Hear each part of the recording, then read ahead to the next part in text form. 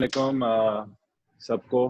जैसे आप सबको पता है कि ये ऐसे वक्त हैं जिसमें हम सब अपने घरों में लॉकडाउन हुआ है। दुनिया स्टैंड स्टिल पे, साथ साथ स्पोर्ट्स स्टैंड स्टिल पे। बहुत एक मुश्किल वक्त है और I think as a nation हम लोगों को साथ रहना होगा, जुड़ के रहना होगा, एक दूसरे को हेल्प करना होगा। आई थिंक पीसीबी भी अपने एफर्ट्स कर रहा है। उस दिन हमने देखा पीसीबी ने अपनी तरफ से कंट्रीब्यूशंस भी किए on on behalf of itself and the players.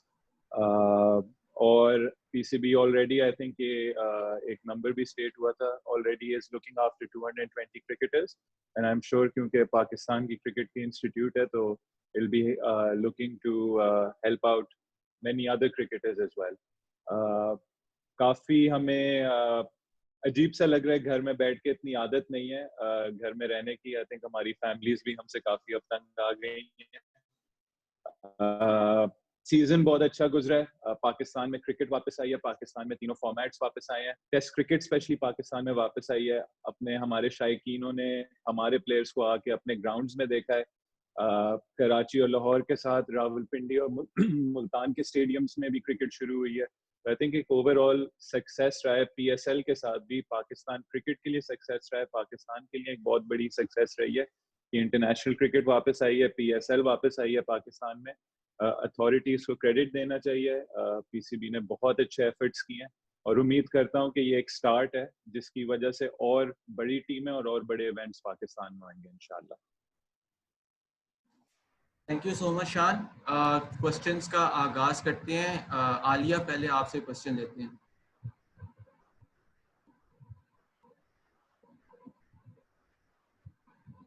Alia आपका माइक म्यूट है। सॉरी जी। शान, बहुत खुशी हो रही है आपको देख के और माशाल्लाह जिस तरह आपने पीएसएल में परफॉर्मेंस दी एज ए कैप्टन भी बहुत अच्छा लगा वो देख के। पहले तो ये बताइए कि ये शाहिद आफरीदी और जो सीनियर क्रिकेटर्स हैं उनको हैंडल करना एज ए कप्तान आपका एक्सपीरियंस कैसा रहा? देखिए, बड़ा अच्छा आपने सवाल पूछा है। जब पीएसएल शुरू हो रही थी तो आई मीन ओपिनियंस आते रहते हैं काफी लोगों के जिनके साथ बैठते हैं, इवन मीडिया में, सोशल मीडिया में। तो बात यही होती थी कि आई मीन जो फैक्ट था कि जो हमारे ड्रेसिंग रूम में जो लोग थे इन terms of captaincy man experience था। तो एक आपका वो होता है कि जो इतने बड़े लोग होते हैं जिन्होंने पाकिस्तान की कप्तानी की होती है, जैसे लाला, बाकी senior players, I think foreign players भी ऐसे मौजूद थे जिन्होंने अपनी कंट्रीज की, अपनी फ्रेंचाइजेस की, अपनी काउंटीज की रिस्पेक्टिवली कैप्टनसी की भी थी। लेकिन आई थिंक मैंने इसको दूसरी साइड से देखा कि जब मेरे डिस्पोजल पे इतनी बड़ी बड़ी शख्सियात मौजूद हैं तो इससे तो मेरी जो जॉब है वो आसान हो जाएगी। तो मैंने उसका पूरा फायदा उठाया। हर मोमेंट पे आई थिंक लाला को तो स्पेशली हर मोमेंट पे लाला को on the field, of the field use किया, चाहे वो टीम बनाने के उस पे था, चाहे वो मेरी अपनी बैटिंग के उस पे था। और आई थिंक मुझे हर तरफ से हेल्प मिली है और मेरा काम काफी आसान था फील्ड में। कि जब आपके साथ, हम हमेशा कहते हैं कि जब फील्ड में जाते हैं तो एक कप्तान नहीं होता, 11 के 11 कप्तान होते हैं और सबको अपना हाथ खड़ा करना होता है। तो आई थिंक मुल्तान सुल्तान्स की ये खासियत थी कि पूरे टूर्नामेंट में हर बंदे ने अपना हाथ खड़ा किया और कप्तान से सबने बोझ हटाया है। वरना होता क्या है कि सब अगर एक बंदे पे डिपेंड करना शुरू कर देते हैं और उस बंदे का ऑफ डे होता है तो फिर वो पूरी टीम पे रिफ्लेक्ट करता है। तो हमने कोशिश ये की थी कि हम रिस्पॉन्सिबिलिटीज डिस्ट्रीब्यूट करें और सब अपना हाथ खड़ा करें। और जिसको इवन जूनियर्स जो थे आपके, जिनको जूनियर्स कंसिडर किया जाता है, उनको भी ये इंकरेज करते थे कि उनकी तरफ से ओपिनियन आना चाहिए, उनकी तरफ से मशवरे आने चाहिए। थैंक यू शान। अगला क्वेश्चन हम उमर फारूक कार्लसन और फैजान लखानी से लेंगे। तो कार्लसन पहले आप क्वेश्चन कर लें। हेलो शान। वी हैव सीन कि आपका करियर जो है वो स्टॉप स्टार्ट रहा है और अंटिल लास्ट ईयर काफ़ी इवॉल्व किया आपने। थोड़ा शेयर करें, थोड़ा ब्रेक डाउन करें कि अपने आप को इवॉल्व करने के लिए in other format as well exactly क्या आपने टेम्पलेट रखा और क्या किस तरह आपने काम किया? देखें, सबसे जो बात होती है जब स्टॉप स्टार्ट होना, इसमें कोई बुरी बात नहीं है। एक तो ये part and parcel of cricket, teams की रिक्वायरमेंट्स होती हैं किस स्टेज पे आप अपने करियर के होते हैं। तो स्टॉप स्टार्ट होना भी एक अच्छी तरीके से एक लेसन भी होता है, आपको पता चलता है, आप अपनी गेम्स की लिमिटेशंस पता चलती है, क्योंकि अगर वो चीज़ नहीं होती शायद मैं जो भी इम्प्रूवमेंट्स आई हैं वो शायद इस वक्त नहीं आती।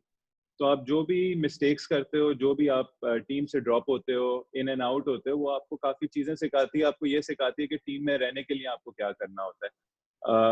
आई थिंक वापस जब मैं आया 2016 में, जब इंग्लैंड का टूर खत्म हुआ, तो वो मेरे लिए एक बहुत बड़ा टर्निंग पॉइंट था। मुझे पता था कि मेरे गेम में काफ़ी फ्लॉज थे और इंटरनेशनल क्रिकेट में फ्लॉज एक्सपोज काफ़ी जल्दी होते हैं। जिस तरीके से दूसरी टीमें प्लान करती हैं, जितने स्किलफुल इंटरनेशनल क्रिकेट के बॉलर्स होते हैं और मेंटली जितना बड़ा चैलेंज होता है, तो मैंने थोड़ा सा अपने गेम पे काम किया। मेरे लिए डोमेस्टिक क्रिकेट में यूबीएल जाना मेरे लिए बहुत बड़ी बात थी, क्योंकि आई थिंक पहली बार जो नदीम खान थे उधर, पहली बार किसी ने मुझे एक तरीके से होप दी थी कि वो समझते थे कि मैं वाइट बॉल क्रिकेट में भी अच्छा खेलता हूँ। उस वक्त तक तो मैं 2 सीजन से डोमेस्टिक वाइट बॉल क्रिकेट भी नहीं खेला था। तो वहां जाकर I think white ball cricket मैंने अपनी काफी इम्प्रूव की है। प्रोफेशनलिज्म ज्यादा आया है, अपनी फिटनेस पर, स्किल्स पर उसको ज्यादा से ज्यादा टाइम दिया, और आई थिंक सीखता रहा। मेरे क्रिकेटर जब तक अपने अंदर सीखने की सलाहियत रखेगा, उसके लिए चीजें काफी आसान होती रहेंगी। और इवन आप जब तक आपका करियर खत्म नहीं होता, देयर सो मच के आप सीख सकते हैं, सो मच के आप के दूसरे प्लेयरों से आप सीख सकते हैं। तो मेरी कोशिश यही थी कि ये चीजें वो रिक्वायरमेंट्स देखूं जो मॉडर्न डे क्रिकेट की रिक्वायरमेंट्स थी, और कोशिश थी कि उस तरफ अपने आप को लेकर जाना है। आई थिंक हम डोमेस्टिक क्रिकेट को काफी अंडरमाइन करते हैं, और मैंने साउथ अफ्रीका में भी ये बात की थी। मैंने 3 साल रेगुलरली डोमेस्टिक वनडे क्रिकेट खेली, 2 साल रेगुलरली फर्स्ट क्लास खेली। 1 साल था कि 3 साढ़े 3 महीने हम लोग पाकिस्तान ए के साथ दुबई में थे। उधर मेरे गेम में काफी इंप्रूवमेंट आई है। जब आप बड़े रन्स करते हैं, कंसिस्टेंटली खेलते हैं, I think domestic one day cricket भी खेला उस वक्त, T20 भी खेला, फर्स्ट क्लास भी खेला, Pakistan A versus England New Zealand खेला। तो उस वक्त जब आप वो करके रन्स करते हैं ना उसमें, तो वो जो आपके पास एक रन्स का जो करेंसी आपकी इकट्ठी होती है, वो फिर आपको अलाउ करती है इंटरनेशनल क्रिकेट में जाना, आपको अपने गेम की समझ आती है। तो आई थिंक जब मैं वापस इंटरनेशनल क्रिकेट में आया, मुझे अपने अपने गेम की ज्यादा समझ थी, और फिर लकीली ऐसा था कि साउथ अफ्रीका में परफॉर्मेंस हुई, और I got the backing of 8 straight test matches उस वक्त से लेके अब तक। उसमें उस दौरान मैंने PSL भी खेली है। तो I think first class cricket भी जो नया स्ट्रक्चर हुआ, उसमें कैप्टनसी मिली कंसिस्टेंटली, उसमें भी गेम्स खेले। तो आई थिंक जब आप कंसिस्टेंटली खेलते हो, तो जो आपने पिछले डोमेस्टिक क्रिकेट में वो मेहनत की होती है, रन्स किए हुए होते हैं, आपको चांस मिलता है कि आप वो चीज बड़ी क्रिकेट में भी ट्रांसलेट करें। Thank you very much. Faizan, अपना कल्सन की बात को ही थोड़ा सा आगे बढ़ाऊंगा, फिर एक और सवाल और साथ करना चाहूंगा। एक तो कंसिस्टेंसी से चांस मिलना तो बहरहाल बहुत जरूरी है, और कंसिस्टेंसी के साथ खेलते रहना भी आपके गेम को इम्प्रूव करता है, बट साथ में इंडिविजुअल एफर्ट भी तो शान मैटर करती है। आप में कितनी हंगर थी उस इंडिविजुअल एफर्ट की, आप खुद कितना इंप्रूव होना चाहते थे? तो आपने कहा कि मुझे आपको खुद रियलाइजेशन हुई कि कहाँ इंप्रूव करना, तो किन एरियाज को आपने शान अपना टारगेट किया था, और किस तरह उन एरियाज पर आपने स्टेप बाय स्टेप बेहतरी की? क्योंकि बहुत ज्यादा फर्क नजर आया था हमें 2016 का शान और 2018-19 का शान, बहुत ज्यादा फर्क था, बिल्कुल एक मुख्तलिफ प्लेयर लगा था। थोड़ा सा उसकी ट्रांसफॉर्मेशन की थोड़ी सी डिटेल और बता दें। और साथ साथ दूसरा सवाल, क्योंकि PSL का सीजन पूरा हो नहीं सका, और ऑल्दो PCB कह रहा है कि नवंबर दिसंबर की एक विंडो तलाश करने की बात हो रही है, बट अगर ये नहीं हो पाती, तो जो बातें हो रही है, क्या आप उसको सपोर्ट करते हैं कि मुल्तान को बगैर खेले ही टाइटल दे दिया जाए? देखिए, सबसे पहले जो उमर भाई का जो जवाब दिया उसी पे ही टच करते हैं कि क्रिकेटर जो भी मेरे नज़र में जो भी इस डोमेस्टिक सर्किट में इन्वॉल्व है, जो भी पाकिस्तान के उसमें इन्वॉल्व है, पाकिस्तान के लिए खेलना उससे बड़ी कोई बात नहीं हो सकती। और मेरे लिए आई थिंक यही सब कुछ है, हम सब के लिए यही सब कुछ है। हम जो भी क्रिकेटर्स हैं, हाईएस्ट लेवल है पाकिस्तान खेलना। और जब आप अपने आप को मेजर करते हो कि किधर आप स्टैंड कर रहे हो कंपेयर टू आपके अपने कोलीग्स, कंपेयर टू दुनिया के जो भी बेहतरीन, जैसे मैं बैट्समैन हूँ तो बेहतरीन बैट्समैन क्या है, तो काफी मुझे उसमें खामियां नजर आती थी, काफी फॉल्ट्स नजर आते थे। और आई थिंक आपका एनवायरनमेंट बहुत मैटर करता है। जैसे मैंने पहले ही टच किया कि यूबीएल से डोमेस्टिक क्रिकेट खेलना आई थिंक मेरे लिए बहुत बड़ी एक अपॉर्चुनिटी थी। यूनिस खान उधर हमारे कैप्टन और मेंटोर थे, उनकी गाइडेंस में खेलना, आई थिंक उनको टाइम भी काफ़ी मिला था हमें गाइड करने का, क्योंकि उनका अपना करियर उस वक्त तक 2016-17 तक उन्होंने खुद क्रिकेट खेलना छोड़ दी थी। आई थिंक वनडे क्रिकेट में भी जो निखार आया था, जो जिस टूर्नामेंट से ये सारी चीज़ें शुरुआत हुई थी, उसमें यही हुआ था कि यूनिस भाई की रिटायरमेंट के बाद उन्होंने फिर भी एज ए कैप्टन वो वनडे टूर्नामेंट खेला। बैटिंग उनकी नहीं आती थी, लेकिन वो हम सबको गाइड करते थे, और आई थिंक उसके रिजल्ट्स भी काफी अच्छे थे कि हम 9 मैचेस खेले थे उस टूर्नामेंट में, 9 के 9 जीते थे। फिर देखिए, मैं क्रिकेट खेल रहा था, सबसे बड़ी बात ये थी मैं क्रिकेट खेल रहा था, और मुझे ये नहीं था कि मैं किधर से खेलूं। मेरा फोकस ये था, चाहे मुझे कोई भी मैच मिले डोमेस्टिक का, मुझे वो खेलना है। इस्लामाबाद की तरफ से मैं T20 खेला, इस्लामाबाद से वनडे क्रिकेट खेली, और उसके बाद PSL में पहले इंडक्शन हुआ मुल्तान सुल्तान्स के साथ as a 21st player in the 3rd season. तो जो चीजें मुझे नहीं मिल रही थी उसको मैं देखता था, रिफ्लेक्ट करता था, देखता था कि अभी मैं किधर स्टैंड करता हूँ, मुझे क्या क्या इम्प्रूवमेंट्स करनी है उधर जाने के लिए, और फिर उस जगह के मैं बेहतरीन प्लेयर्स देखता था कि वो क्या अच्छी चीजें कर रहे हैं। और इसमें से हमारे सबसे अच्छी चीज ये होती है कि जब आपके अपने कॉलीग्स आपके लिए एग्जाम्पल्स होते हैं। अगर आप देखें कि सबसे बड़ा एग्जाम्पल हमारे पास बाबर आजम है इस वक्त। बाबर आजम की जिस तरीके से राइज हुई है, और ग्रेजुअल राइज हुई है, उसने अपने आप को हर फॉर्मेट में किस तरीके से इम्प्रूव किया। आप देख लें कि इमामुल हक आया, इमामुल हक ने किस तरीके से वनडे में रन्स किए। तो एज आप जब इन सबको देखते हैं आप रन्स करते हुए, तो आपका भी होता है कि ये क्या चीज़ें अच्छी कर रहे हैं, आप उससे सीखते हैं और फिर आप अपने आप को उस चीज़ में अप्लाई करते हैं। जहाँ तक आपने PSL की बात की और टाइटल की बात की, देखें इस वक्त जो अनाउंसमेंट थी बोर्ड की तरफ से थी, टूर्नामेंट पोस्टपोन हुआ है, कैंसिल नहीं हुआ। पूरी कोशिशें होनी चाहिए टूर्नामेंट को कराने की। I think play of stage tournament का वो वाहिद स्टेज होता है जिसमें जो नॉकआउट का इफेक्ट होता है ना, जो नॉकआउट का प्रेशर होता है, और जो नॉकआउट की जो एक वैल्यू होती है, वो आई थिंक उसकी वजह से टूर्नामेंट्स होते हैं। अब विंडो देखनी है, देखें हालात ऐसे हैं, वो हमारे कंट्रोल में नहीं है।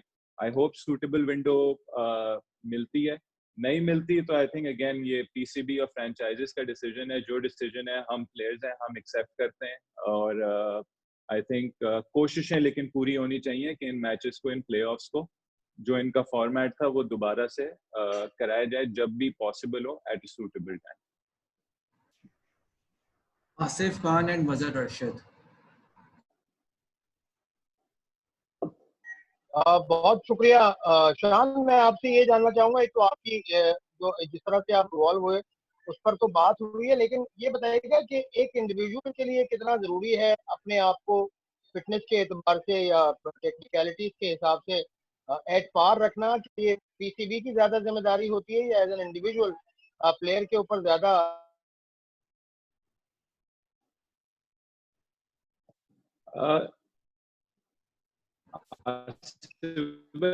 देखें जो ये प्रोफेशनल स्पोर्ट है, हम सब सेंट्रली कॉन्ट्रैक्टेड भी हैं, डोमेस्टिकली भी कॉन्ट्रैक्टेड हैं। इंस्टीट्यूशन जो है वो आपको रिक्वायरमेंट्स प्रोवाइड करती है, और इंटरनेशनल क्रिकेट के रिक्वायरमेंट्स होते हैं। जिस तरीके से आप फिटनेस स्टैंडर्ड्स देखें, तो हमें ये एक्सेप्ट करना होगा कि जो दुनिया की टॉप टीम्स हैं, वो दुनिया की फिटेस्ट टीम्स भी हैं। एक अच्छी बात है कि हमारे अंदर भी ये कल्चर आया है। आई थिंक मिकी आया था, मिकी ने इस चीज़ पे काफ़ी एम्फेसिस दी थी।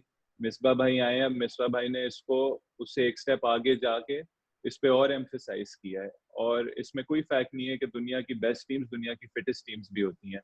प्रोफेशनलिज्म की एक डिमांड है। देखें, at the end of the day field में जब जाते हैं तो अपनी बॉडी साथ लेके जाते हैं, और परफॉर्मेंस के लिए मेंटली और फिजिकली आपको फिट होना होता है। कंसिस्टेंट परफॉर्मेंसेस के लिए भी स्पेशली आई थिंक मेंटल और फिजिकल फिटनेस की इम्पोर्टेंस अब इधर काफी स्ट्रेस किया जा रहा है। तो आई थिंक हम सबकी ड्यूटी भी है, अलॉन्ग जो भी बोर्ड की रिक्वायरमेंट्स हैं, एक तो वो भी पूरी करनी है, लेकिन at the end of the day मैं बिलीव करता हूँ, देखें कि जो फिटनेस टेस्ट होता है ना, fitness test is not a gauge कि आप उस फिटनेस टेस्ट में कितना अच्छा कर रहे हैं। फिटनेस टेस्ट का जो मकसद होता है कि आपको किसी भी दिन उठा के आपकी फिटनेस हम ले रहे हैं, जैसे अभी हमारे साथ किया है, उससे ये प्रूव होता है कि जनरली ये बंदा कितना फिट है, और उस जनरल फिटनेस से पता चलती है कि ग्राउंड में कौन फिट है। अगर मैं भी कोशिश करता हूँ या कोई और भी हमारी टीम में कोशिश करता है फिटनेस के हवाले से, हम लोग फिटनेस टेस्ट को नहीं देखते, हम ये देखते हैं कि क्या रिक्वायरमेंट्स है जो हमें ग्राउंड में हमें 5 दिन खड़ा रखेंगी, ग्राउंड में हमसे 5 दिन परफॉर्म करवाएंगी, ग्राउंड में हमसे 1 साल, जो आप क्रिकेट देख रहे हैं कितनी कंटिन्यूस है, वो तो ये गैप आ गया, वरना 8 मंथ्स के बाद मैं प्रॉपर्ली इस वक्त घर आया हूँ। तो अगर आपको 8 मंथ्स कंटिन्यूसली क्रिकेट खेलनी है, आपको फिट रहना होगा। आई थिंक बहुत हमें शुरू में स्ट्रिक्ट लगेंगी पॉलिसीज, लेकिन ये एक अच्छे डायरेक्शन की तरफ है, एक कल्चर क्रिएट हो रहा है, और आप फिट रहेंगे, आप फील्ड में रहेंगे, आप मेंटली फिट रहेंगे, आप अच्छे डिसीजंस लेंगे, आपका बॉडी आपका साथ देगी। तो आई थिंक इस बात को हमें काफी सीरियसली लेना चाहिए, और प्रोफेशनली हमारा फर्ज बनता है कि अपनी जो हमारी फिटनेस है वो भी हम साथ करते रहें। मजर। जी अस्सलाम वालेकुम शान, मजर अरशद है। शान, मेरा आपसे जो क्वेश्चन है वो मुल्तान सुल्तान्स की जो आपने इस बार कप्तानी की है उस हवाले से, कि इस बार ये देखने में आया था कि आप लोग जो डेटा है उसके ऊपर बहुत ज्यादा रिलाई कर रहे थे, और आपके 2-3 एनालिस्ट भी थे जो बाहर से आए थे। तो मेरा क्वेश्चन ये है कि मॉडर्न क्रिकेट में स्पेशली हमने कोई ऐसी इस तरह की भी थी सिचुएशंस कि एक ओपनिंग बैट्समैन ने रन्स किए 50 की, और नेक्स्ट मैच में उसको नंबर 4 के ऊपर ड्रॉप कर दिया गया। तो इसके पीछे क्या कोई डेटा था, और अगर था तो ये कितना मुश्किल होता है कि एक प्लेयर ने परफॉर्म किया है एज एन ओपनर और आप उसको ये कहेंगे अब आप नंबर 4 के ऊपर खेलेंगे? वैसे तो एक अच्छे कुक को अपनी रेसिपी नहीं बतानी चाहिए। मैं सिर्फ ये पूछ रहा हूँ कि ये कितना मुश्किल है कि नहीं कितना मैं मुश्किल। आपका ऑन द सरफेस आप लोगों का उसका जवाब देता। देखें बहुत अच्छी एक मतलब मेरे लिए स्पेशली इवन अगर कैप्टनसी नहीं मिलती एज अ प्लेयर, एक बहुत इंट्रीगिंग चीज थी कि इस साल जो मुल्तान सुल्तान्स ने इन्वेस्टमेंट की वो क्रिकेट को एक नए डायरेक्शन में लेकर गया। आई थिंक पहली बार हमने देखा कि पीएसएल में हमारी क्रिकेट में ऐसी चीज आ रही है, और होपफुली उन्होंने एक स्टैंडर्ड सेट किया है। देखें चीजें ये थी, हम देखते थे मैचअप्स देखते थे, और प्रीटी सिंपल होता था कि कौन किसके खिलाफ एट व्हाट सिचुएशन वो हेल्प कर सकता है और किसका किसके खिलाफ अच्छा रिकॉर्ड नहीं है। तो और फिर हमारी चीज ये थी कि देखें नंबर्स तो आपको सारे मिल सकते हैं, वो एक टूल होता है, असल बात होती है उसकी एक तो इम्प्लीमेंटेशन और ऑन द फील्ड जो आप ऑन द डे डिसीजंस लेते हैं।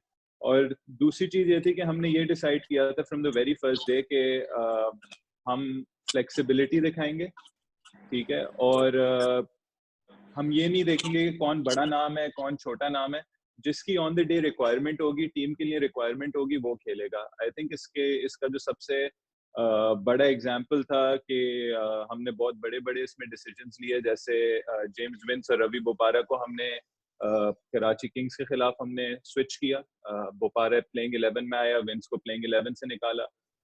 जुनैद खान जब शॉर्टेंड मैच हुआ तो हमें ये बताया गया कि जुनैद खान ज्यादा यूजफुल बॉलर है मोहम्मद इरफान से, तो हमने उधर उसको यूटिलाइज किया। तो आई थिंक अच्छी बात ये थी कि जब आपके साथ 10 बड़े लोग आपके साथ मौजूद होते हैं तो आपकी जॉब भी काफी आसान हो जाती है। डेटा तो आपको मिल जाता है, लेकिन फिर उसको डिस्कस करना, उसके प्रोज और कॉन्स डिस्कस करना और फिर उसको इम्प्लीमेंट करना, आई थिंक वो भी एक और बात है। लेकिन जब ऐसी रिसोर्स आपके साथ होती है तो आपको एक टूल मिल जाता है जो आपका काम आसान कर देता है। तो आई थिंक हमारे लिए डिसीजन मेकिंग जो थी, एक तो हमारा थिंक टैंक काफी बड़ा था, काफी एक्सपीरियंस था, और फिर हमारे पास रिसोर्सेज भी जो हमारे डिस्पोजल में थी वो जैसे कि आपने देखा कि इस वक्त जो जिस तरीके से आपने बात की कि हमने एनालिस्ट हायर किए, तो उस सेंस में भी हमारे पास काफी एक्सपर्टीज थी।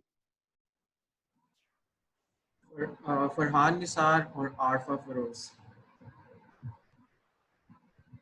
फरहान आपका माइक म्यूट है। मैं पहले कर लूं? बस एक दफा जी आंसर ले लेते, फिर आप कर लीजिएगा। जी फरहान।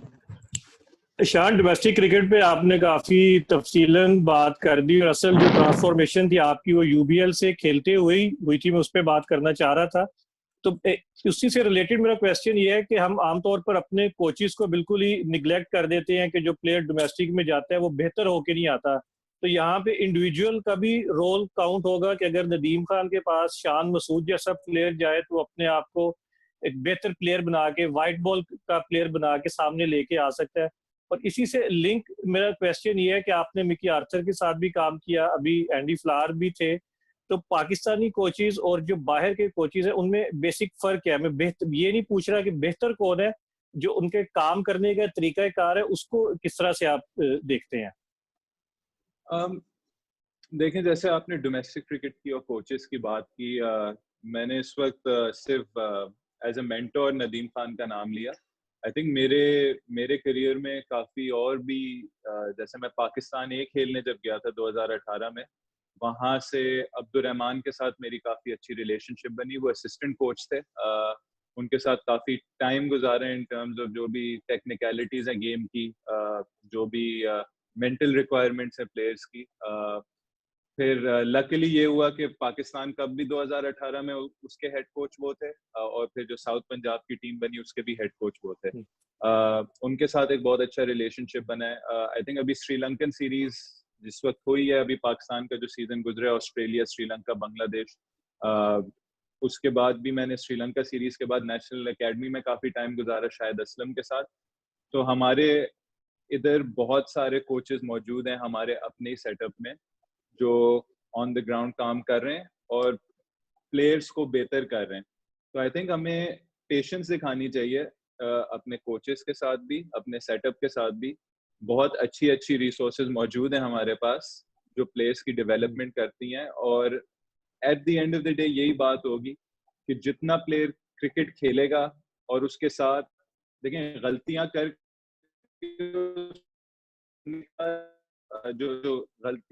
जो आप गलती से सीखने का जो मौका होता है, अगर वो मिलेगा और उसके साथ उसको अच्छी गाइडेंस मिलेगी। जैसे मैंने कहा, लकीली मेरा एनवायरनमेंट इतना अच्छा रहा है क्रिकेट में, स्टार्टिंग फ्रॉम जब से मैंने पाकिस्तान में क्रिकेट शुरू की है, HBL के साथ, UBL के साथ, फिर इधर मैं आया पाकिस्तान ए में, जो मुझे जो सेटअप मिला था, इस साल साउथ पंजाब की टीम के साथ जो सेटअप मिला था। जो आपका एनवायरनमेंट होता है ना, वो आपको बनाता है। आपके एनवायरनमेंट में अच्छे लोग होंगे, उनकी अच्छी हैबिट्स होंगी, आप भी वही हैबिट्स पिक करोगे। तो पाकिस्तान टीम में भी इस वक्त यही कल्चर है। जो टेस्ट टीम का जो ड्रेसिंग रूम है, आई थिंक आप उसका कल्चर देखें, आप प्लेयर्स का प्रोफेशनलिज्म देखें, आप उनके वर्क एथिक्स देखें, एक बहुत ही अच्छा एनवायरनमेंट है जहां आपका दिल करता है कि आप अपने आप को एज ए प्लेयर बेहतर करें, आप परफॉर्म करें, और साथ में अपने कोलीग्स को हेल्प करें कि वो भी आगे जाके पाकिस्तान को अच्छे तरीके से सर्व करें। दूसरा सवाल, सॉरी, आपका मैं दूसरा क्वेश्चन मेरा शान ये था कि जो बाहर के कोचेस के साथ भी आपने काम किया है, लोकल कोचेस भी अभी आपने नाम लिए, तो बेसिक फर्क क्या है? काम के तरीकेकार में क्या फर्क है? देखें, आपने जो नाम लिए हैं, मिकी आर्थर और एंडी फ्लावर, मिकी आर्थर ने साउथ अफ्रीका को वर्ल्ड नंबर 1 बनाया, एंडी फ्लावर ने इंग्लैंड को वर्ल्ड नंबर 1 बनाया। उनकी पेडिग्रीज डिफरेंट है, उनके एक्सपोजर डिफरेंट है, और कभी भी ऐसे मैंने कभी इस तरीके से नहीं देखा कि ये कोच फॉरेन है, ये कोच पाकिस्तानी है। हेड कोच की रिस्पेक्ट होती है, वो जिधर से भी आए। और ये चीज़ है कि उनकी एक्सपोजर की वजह से जिन टीमों को उन्होंने कोच किया, तो ऑब्वियसली, और जो रिसोर्सेज उनके डिस्पोजल पे थे, ऑब्वियसली उनको ज़्यादा आइडिया था क्रिकेट का। लेकिन जब आप इधर भी देखते हैं, जो हमारा सेटअप है, जैसे मैंने कुछ नाम लिए, फिर हमारे सारे कोचेस देखते हैं, हमारी रिसोर्सेज के साथ, हमारे प्लेयर्स के साथ रह के हमने भी काफ़ी बड़े प्लेयर्स प्रोड्यूस किए, हमने भी काफ़ी अच्छे प्लेयर्स प्रोड्यूस किए। पाकिस्तान की भी टीम इंटरनेशनल स्टेज पे कम्पिटिटिव रही है भी और रहती भी है, चाहे वो इंटरनेशनल कोच हो, चाहे वो फॉरेन कोच हो। तो आई डोंट थिंक उससे कोई इतना बड़ा डिफरेंस होता है। हमारा भी कोच आते, देखें, जैसे प्लेयर्स कहते हैं ना कि प्लेयर्स को भी टाइम देना चाहिए, उस तरीके से आपको हर प्रोफेशन, हर कोच को, हर मैनेजर को, कोई भी आप कोई भी जॉब हो, उसमें बंदे को टाइम देना चाहिए। जब तक टाइम नहीं देंगे तो आप उसको जज नहीं कर सकते फेयरली। और आई थिंक इस वक्त भी अगर आप देखें, तो अगर हम करंटली बात करें, हमारे कोच आए मिसबा भाई, उन्होंने एक नया कल्चर जो है वो लाने की कोशिश कर रहे हैं। फिटनेस की तरफ हम ज़्यादा तवज्जो दे रहे हैं। फिटनेस के साथ प्लेयर्स की स्किल्स पे काफ़ी काम हो रहा है। अगर आप देख रहे हैं कि जिस तरीके से प्लेयर्स पे काम हो रहा है बिहाइंड द सीन्स, वो चीज़ें होती हैं जो हम नहीं देख पाते। और एज ए प्लेयर मैं बता सकता हूँ कि प्लेयर्स पे काफ़ी काम हो रहा है। इवन ड्यूरिंग दिस लॉकडाउन काफ़ी काम हो रहा है, काफ़ी सपोर्ट मिल रही है हमें टीम मैनेजमेंट की तरफ से। और उम्मीद यही है कि देखें, अनफॉर्चुनेटली एक ऐसा वक्त आया है जिसमें अब हम घरों में लॉकडाउन हो चुके हैं, लेकिन जैसी क्रिकेट रिज्यूम होगी, जिस तरीके से मैं वही एग्जांपल दे सकता हूँ जिस चीज में मैं इन्वॉल्व रहा हूँ। तो जिस तरीके से हमारे टेस्ट टीम का इस वक्त ड्रेसिंग रूम बना हुआ है, जो एक कल्चर बना हुआ है, जो लड़कों का आपस में एक रिलेशनशिप बना हुआ है, एक फैमिली लाइक रिलेशनशिप बनी हुई है, तो मैं उम्मीद करता हूँ कि जैसी क्रिकेट रिज्यूम होगी हमें और मौके मिलेंगे कि हम अपनी एक लेगेसी बनाए, अपना एक नाम बनाए, इस टीम का नाम बनाए, और आपको बहुत सारी अच्छी चीजें मिलेंगी पाकिस्तान की जो करंट क्रिकेट टीम्स हैं उनसे। आरफा। अस्सलाम वालेकुम शान, शान भी आपसे मैं फिटनेस के हवाले से बात करना चाहूँगा कि मिसबाह उल हक जब से आए हैं तो फिटनेस का जो एक क्राइटेरिया वो काफ़ी टफ हो गया है। लेकिन बीइंग एन इंडिविजुअल मैं आपसे पूछना चाहूँगा कि हाउ इज इट सो कि जब भी फिटनेस टेस्ट होता है तो शान हमेशा टॉप ऑफ द लिस्ट होते हैं, वो एक्स्ट्रा इनपुट, एक्स्ट्रा एफर्ट वो क्या होती है वो बताएं, वो जो सीक्रेट है ना फिटनेस का वो बताएं। और सेकंड एक सवाल करना चाहूँगा कि ज़ीशान अशरफ को being a wicket keeper batsman आपने कैसा पाया? देखें आरफा भाई, मैंने ये बात जो मैं बार बार इवन प्लेयर्स से करता रहता हूँ वो यही होता है कि जो फिटनेस टेस्ट होता है ना, फिटनेस टेस्ट हम अक्सर गलती क्या करते हैं, हम फिटनेस टेस्ट के लिए तैयारी करते हैं, हम अपने आप को वो जो 2 हफ्ते होते हैं उसमें फिट कर लेते हैं। मेरे लिए जो मेरे अंदर स्पेशली इवन क्रिकेट में चेंज आया है वो जनरल फिटनेस की वजह से आया है, ग्राउंड फिटनेस की वजह से आया है। फिटनेस टेस्ट मेरे लिए वो मायने रखता है कि आप मुझे आज उठाएं, आप मुझे 6 महीने बाद भी उठा के मेरा टेस्ट ले लें तो मैं वो पास कर लूंगा या मैं वो क्लियर कर लूंगा, जो भी उसकी रिक्वायरमेंट्स होंगी। असल चीज होती है कि आप on A daily basis, on A weekly basis, on A monthly basis, on A yearly basis अपने आप को किस तरीके से फिट रखते हैं, क्या आपकी रूटीन्स होती हैं। और देखें at the end of the day आपने क्रिकेट खेली है, मैं बैट्समैन हूँ, मैंने रन्स करने जाके क्या वो चीजें, क्या वो रिक्वायरमेंट्स हैं जो मुझे चाहिए जिससे मैं रन्स कर पाऊंगा, वो मेरी स्ट्रेंथ हो, मेरी कार्डियो फिटनेस हो, कुछ भी हो, मेरी मेंटल फिटनेस हो। तो मेरी कोशिश होती है कि मैं जो भी अपना काम करता हूँ वो मैं उस गोल को माइंड में रखता हूँ, और बीच में अगर कोई फिटनेस टेस्ट आता है उसको उसको वो हम अटेम्प्ट कर लेते हैं, और उससे गेज होता है कि आपकी जनरल फिटनेस कितने अच्छी कंडीशन में, जब आप बगैर प्रेपरेशन वो चीज होती है जैसे पढ़ाई में भी कहते हैं ना, कुछ कुछ लोग होते हैं जो पूरा साल पढ़ते हैं, कुछ लोग होते हैं जो एग्जाम्स आ रहे होते हैं तो तब पढ़ लेते हैं। तो इसको भी उसी तरीके से देखना चाहिए कि पूरे साल पढ़ते रहें, अपनी मेहनत करते रहें, और जब फिटनेस टेस्ट आएगा तो आपको उसकी बिल्कुल टेंशन नहीं लेनी चाहिए। सेकेंडली ज़ीशान अशरफ की आपने बात की, जब जब अनाउंस हुई, सब कुछ हुआ, तो ऑब्वियसली जो सबसे बड़ा वो था, डर था कि वाइल्ड कार्ड एक पिक लिया, इसके ऊपर उससे कोई प्रेशर ना आए। लेकिन जिस तरीके से उसने अपने आप को हैंडल किया है, सबसे बड़ी बात थी कि टीम के लिए उसने एक सैक्रिफाइस की। विकेट कीपर उस वक्त तक हमें तो लग रहा था कि पार्ट टाइम है, उसने विकेट कीपिंग की ड्यूटीज नहीं, और जिस तरीके से उसने कीपिंग किया, आई थिंक अगर आप वो अली शफीक वाला ओवर भी याद रखें, उसमें जो उसने दूसरा बीमर कर दिया था, वो अगर ज़ीशान अशरफ नहीं रोकता तो वो मैच उधर ही खत्म हो जाता। कुछ उसने एक्स्ट्राऑर्डिनरी कैचेस लिए हैं, जैसे मुझे याद आया है शायद आफरीदी की बॉल पे इमाद वसीम का कैच लिया था, स्टंपिंग्स उसने की हैं। सबसे अच्छी बात थी कि मेरे लिए एज ए कैप्टन, जब भी मैंने कैप्टनसी की है, मेरे लिए जो विकेट कीपर होता है वो मेरा जनरल होता है। वो क्योंकि विकेट कीपर का वो एंगल होता है कि वो सारी फील्ड देख सकता है और बता सकता है आपको क्या करना है। तो ज़ीशान इन एक्सपीरियंस है, तो मैंने एक्सपेक्ट नहीं किया था कि वो फील्ड चेंजेस करेगा या मुझे अच्छे मशवरे देगा। तो आई थिंक जब मैचेस जितने होते गए उसमें नजर आता रहा कि उसको गेम सेंस भी उसकी बहुत अच्छी है, कि जो भी फील्डर होता था, स्वीपर होता था, उसको वो अच्छी तरीके से एडजस्ट करता था।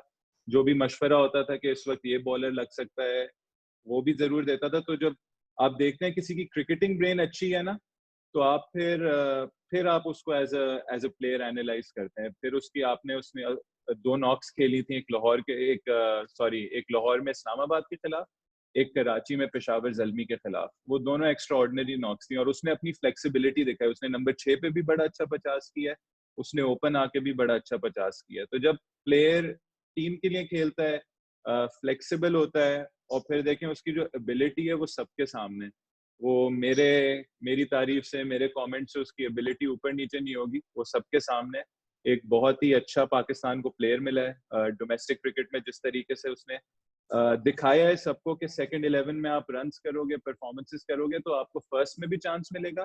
फिर उसने फर्स्ट में भी रन्स किया तो उसको मुल्तान सुल्तान से भी चांस मिला, और इंशाल्लाह आगे मैं उम्मीद करता हूँ कि वो पाकिस्तान को भी रिप्रेजेंट करेगा, पाकिस्तान के लिए परफॉर्मेंसेस देगा। और मेरी उससे एडवाइस ये होगी कि जो कर रहा है वही करे, और साथ में इसको कंसिस्टेंटली करे और अपनी मेहनत साथ में उसमें जारी रखे। और एक बहुत अच्छी फाइंड मिली है पाकिस्तान को, और उम्मीद करता हूँ कि ज़ीशान अशरफ एक बड़ा नाम होगा। थैंक यू शान। हमारा राउंड कंप्लीट हो गया। I hope I am not missing out anyone. अगर कोई मेरे से मिस आउट हो गया so please let me know. Alia, मजर और लखानी फॉलो अप क्वेश्चंस करना चाह रहे थे, तो अगर इसी ऑर्डर से क्वेश्चंस कर लें।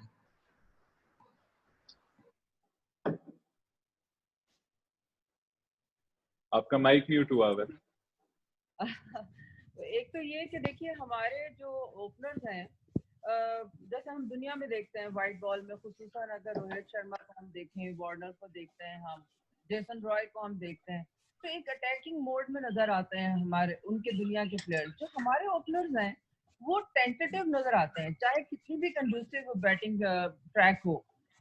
एक तो हम जब मैं कोचेस से हम बात करते हैं तो वो बताते हैं कि जैसे आपने भी बड़ी तफसील से बताया, एक प्लेयर की अपनी जिम्मेदारी भी है कि वो कैसे इम्प्रूव करता है। क्या हम यहाँ पे कोई मेंटल ब्लॉक है, क्योंकि नई बॉल से सारी दुनिया खेलती है, तो जाहिर है आप लोग भी खेलते हैं। दूसरा, मेरे जहन में हमेशा ये बात आती है कि पाकिस्तान में बेस्ट बॉलर्स अवेलेबल रहे हैं प्रैक्टिस के लिए, दुनिया के बेहतरीन बॉलर्स रहे हैं, जाहिर है आप लोगों को वो अवेलेबल हैं कि आप उनके साथ प्रैक्टिस कर सकते हैं। तो ये भी नहीं है कि हम इतने मेडियोकर्स हैं कि आप लोगों को वो चांस नहीं मिलता। फिर दूसरी बात ये है कि जैसे आप माशाल्लाह बड़ा अच्छा परफॉर्म कर रहे हैं, बेहतर परफॉर्म कर रहे हैं, लेकिन जो एक लिमिटेड प्लेयर का एक टैग आपके ऊपर लगा है, क्या आपको वो क्या चीज है जो कि बॉक्स ऑफिस पे हिट करने से रोक रही है? देखिए, सबसे पहली बात ओपनर्स की, अगर आप सबका, आपने जेसन रॉय की बात की, आपने रोहित शर्मा की बात की, आई थिंक वो दोनों ऐसे प्लेयर्स हैं जो, even Rohit Sharma, I know कि वो पहले मिडिल ऑर्डर खेलता था, लेकिन 100 मैचेस खेलने के बाद भी उनके रिकॉर्ड्स ऑर्डिनरी ही थे। जेसन रॉय की भी अगर आप स्ट्राइक रेट देखें बहुत अच्छी थी, उसकी एवरेज 30s में थी। और इंग्लैंड के काफी ऐसे प्लेयर्स थे जो काफी हद तक ऐसे थे। उन्होंने 2015 में इंग्लैंड ने एक डिसीजन लिया कि उन्होंने अपना गेम दूसरे डायरेक्शन में लेकर जाना है, और उसके लिए उन्होंने एक अपना कोर बनाया और उसी कोर को महदूद रखा, उसी कोर को ही खिलाया। तो जब वो कंसिस्टेंटली उसको चांसेस मिलते गए, तो जो देखें, ह्यूमन एक नेचुरल फिनोमेना, एक फियर ऑफ फेलियर होता है, आपको इनसिक्योरिटीज होती हैं अपनी जगह की। जब भी आप किसी चीज में जाते हैं और आप सिक्योर नहीं होते, तो आपको मेंटली आप अपने आप को वैसे एक्सप्रेस नहीं कर सकते।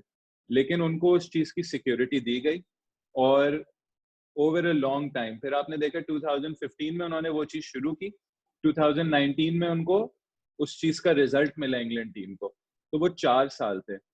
आई थिंक सबसे पहले बात आती है, जो मैंने भी टच की है from a personal point of view, consistency बहुत जरूरी है। आई नो रिक्वायरमेंट्स होती हैं टीम की, आई नो जीतना भी जरूरी होता है, लेकिन अगर हमें उस डायरेक्शन में जाना है तो हमें हार भी बर्दाश्त करनी होगी एज ए नेशन। अगर हमें डेवलप कोई भी चीज अच्छी करने के लिए आपको शुरू में पेन लेना पड़ता है, और हम वो पेन नहीं लेते। And I am sorry to say, ये हमें एज ए नेशन रिफ्लेक्ट करती है कि हम शॉर्ट टर्म चीजों पे ज्यादा फोकस करते हैं। हमें इंस्टेंट रिजल्ट्स चाहिए। इंस्टेंट रिजल्ट्स के पीछे आप प्लेयर नहीं बना सकते। अगर आपको प्रोडक्ट बनाना है, आपको उस प्रोडक्ट को टाइम देना होगा। सेकेंडली, हमारे ओपनर्स को भी क्रेडिट देना चाहिए, जो जिस चीज में मैंने पर्सनली वो मतलब किया, इतना अच्छा कंपटीशन था कि फखर इमाम दोनों की वनडे एवरेजेस 50+ थी। कंसिस्टेंटली इवन डोमेस्टिक क्रिकेट में रिकॉर्ड्स तोड़ के मैं साइड में नहीं आ पाया। क्यों? क्योंकि हमारे ओपनर्स ऑलरेडी बहुत अच्छा कर रहे थे, तो हमें उसका उनको क्रेडिट देना चाहिए। thirdly, अब आप टेस्ट क्रिकेट में भी देखें, आबिद अली भी आया है, इमाम भी है, तो अब एक हेल्दी कंपटीशन आया है। और हमारी क्रिकेट, अगर आप पाकिस्तान में भी हमें क्रिकेट मिली है, तो आप देख रहे हैं कि हम 3.5 और 4 रन की एवरेज से इवन टेस्ट क्रिकेट में हम रन कर रहे थे। फिर इसी बात पे टच करूंगा कि ये जो सारे प्लेयर्स जिनका आपने नाम लिया, इनको एडवांटेज मिलती है होम क्रिकेट की। हमें होम क्रिकेट की एडवांटेज नहीं मिली है। इस बार हमें पहली बार होम क्रिकेट की एडवांटेज मिली है। और अगर आप, हमारे छोटा सा सैंपल है मैं मानता हूँ, लेकिन अगर आप इस सैंपल को बाकी हमारे अवे सैंपल्स के साथ रखें तो बहुत बड़ा फर्क नजर आएगा। मैंने पहले ही कहा था, आपका एनवायरनमेंट आपको डेवलप करता है। हमारे एनवायरनमेंट था यूएई में।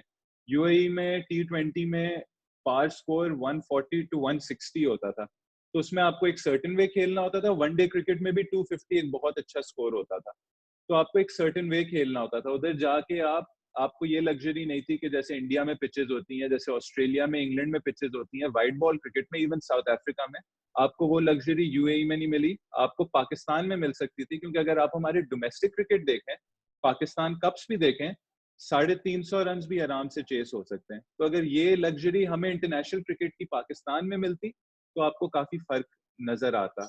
और फिर आखिर में मैं ये बात करूंगा, उनको उनकी लीग का भी बहुत एक्सपोजर मिला, आईपीएल का।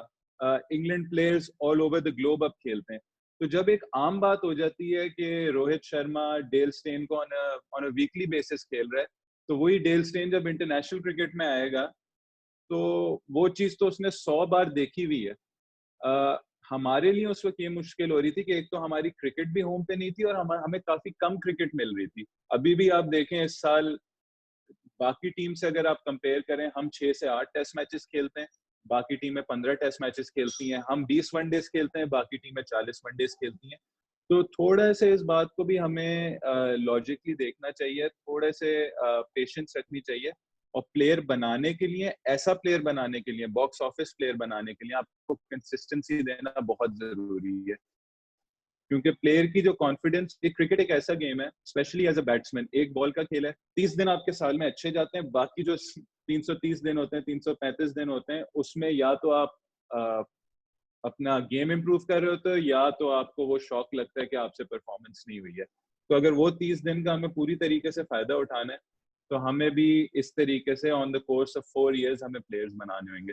जहां तक आपने मेरी बात की, आई थिंक लिमिटेड सुनना कि आप लिमिटेड प्लेयर हो, वो बुरी बात बिल्कुल इसलिए नहीं है। आपको पता चल जाता है कि अभी बहुत चीजें जो आपने करनी है। आपको एक तो ऑब्वियसली आपको एक सेटिस्फैक्शन मिलती है कि जब भी आपको कोई चीज कहता है, लेकिन आप बिलीव करते हो कि आप उससे बेहतर कर सकते हो और आप बेहतर करके दिखाते हो, तो एक तो वो सेटिस्फैक्शन होती है। दूसरी ये होती है कि आपको पता होता है कि बहुत सारी चीजें जो अभी मुझे करनी है। तो जब भी ये लिमिटेशंस का टैग आता है, मैं उसको ठंडे दिमाग से सोचता हूँ, उसके बारे में चेक करता हूँ मेरे अंदर क्या लिमिटेशंस हैं, कंसल्ट करता हूँ। लकीली ऐसे स्टेज पे हूँ, ऐसे एनवायरनमेंट में हूँ जहाँ बहुत सारे ऐसे लोग हैं जो मुझे गाइड करते हैं, और ऑनेस्ट गाइडेंस होनी चाहिए। देखिए, क्रिटिसिज्म बुरी बात नहीं है, क्रिटिसिज्म से ही आपको बहुत सारी अपने बारे में चीजें पता चलती हैं। तो आई थिंक अभी भी मेरे गेम में काफी वो चीजें जो मैं इम्प्रूव करना चाहता हूँ। और वो जो आपने बॉक्स ऑफिस चीज की है, वो जो परफॉर्मेंसेस कंसिस्टेंट होंगी, इंशाल्लाह बेहतरी आएगी, और स्किल में बेहतरी आएगी, फिटनेस में और बेहतरी आएगी, मेंटली अगर और बेहतरी आएगी, तो इंशाल्लाह आपको वो बॉक्स ऑफिस प्लेयर भी मिलेगा। मजहर एंड फैजान लखानी। तो शान, मेरा क्वेश्चन एक और T20 क्रिकेट से रिलेटेड ही है कि हमें ये परसेप्शन देखने को या सुनने को मिलती है कि T20 जो है वो यंगस्टर्स की गेम है और यंगस्टर्स को मौका देना चाहिए। लेकिन PSL में इस साल तो बिल्कुल ऑपोजिट हुआ। जो यंगेस्ट टीम थी इस्लामाबाद, वो लास्ट पे आई पॉइंट्स टेबल में, और जो ओल्डेस्ट टीम थी मुल्तान की, वो टॉप पे थी। तो आप मुझे बताएं कि एज ए प्लेयर और एज ए कैप्टन आप क्या समझते हैं कि एक्सपीरियंस की तरफ जाना चाहिए? आपके पास शाहिद अफरीदी और इमरान ताहिर थे, दोनों तकरीबन 40 हैं, और यहाँ फिर हमें यंगस्टर्स की तरफ जाना चाहिए T20 क्रिकेट में। देखिए, सबसे आई थिंक लाइफ का जो सबसे बड़ा लेसन होता है कि हर चीज में बैलेंस होना चाहिए। और हम अक्सर एज ए नेशन भी हम लोग एक्सट्रीम्स पर रहते हैं। तो या तो हमारे एक एक्सट्रीम होता है कि सारे एक्सपीरियंस प्लेयर्स होने चाहिए या सारे यंगस्टर्स होने चाहिए। आई थिंक बैलेंस ढूंढना बहुत इंपॉर्टेंट बात होती है। आप कभी भी किसी भी बंदे को रूल आउट नहीं कर सकते।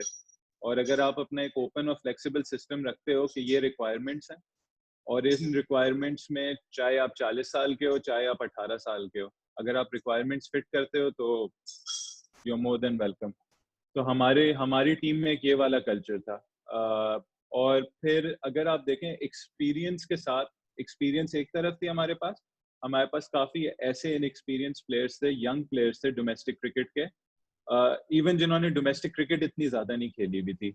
रोहेल नजीर, अली शफीक, जीशान अशरफ, इसमें अगर आप खुशदिल तो चलें, खुशदिल हो गया, बिलावल भट्टी हो गए, इन लोगों ने तो फिर भी क्रिकेट काफी खेली हुई थी डोमेस्टिक, लेकिन इन टर्म्स ऑफ पीएसएल वगैरह सब इनएक्सपीरियंस थे। तो जब आपके पास एक मिक्स बैग होता है तो जो दोनों लॉट्स होती हैं वो एक दूसरे की जो भी एडवांटेजेस होती हैं अपनी डिसएडवांटेजेस उससे कवर करती हैं। इमरान ताहिर ने एक बहुत अच्छी बात की थी हमारे साथ जब हम लोग उधर पहला हमारा टीम हडल हुआ था, तो उसमें यही बात हुई थी कि ऑलरेडी लोगों ने मुल्तान सुल्तान्स के बारे में जो भी प्रीव्यूज आ रहे थे बिफोर द टूर्नामेंट, वो यही आ रहे थे कि एज इनकी साइड पे नहीं होगी, बैक टू बैक मैचेस, लंबा टूर्नामेंट, फिर उसके बाद फील्डिंग में असर होगा।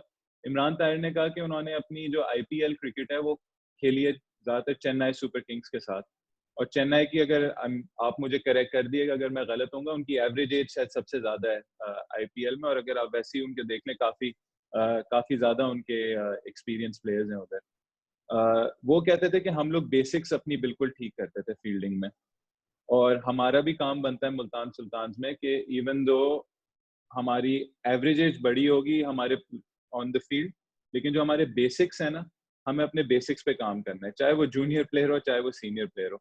आई थिंक मुल्तान सुल्तान्स की यही एक सक्सेस थी कि एक अच्छा मिक्स था सीनियर और जूनियर प्लेयर्स का। जो आपके स्टैंडर्ड्स थे उसमें बेसिक्स पे सबने अपने आप को रखा।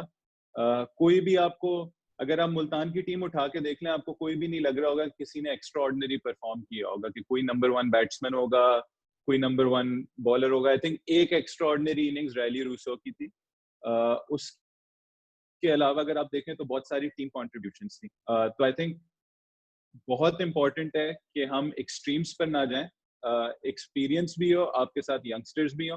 आई थिंक वो सबसे ज्यादा वो है, क्योंकि अगर आप एक चीज पे ज्यादा रिलाई कर लेते हैं तो उस चीज की डिसएडवांटेजेस भी होती हैं, तो वो कवर नहीं हो पाएंगी, क्योंकि फिर जब सब एक जैसे होंगे तो फिर आपको मुश्किलात होंगी। तो हमें यही कोशिश करनी की चाहिए कि जितना आप मिक्स रखेंगे उतने ज्यादा आइडियाज होंगे, उतनी ज्यादा आपके पास अपॉर्चुनिटीज होंगी कि अपने जो भी मिस्टेक्स हैं, अगर एक बंदे से एक चीज नहीं होती, उसकी लिमिटेशंस है, वो दूसरा बंदा कवर कर सकता है।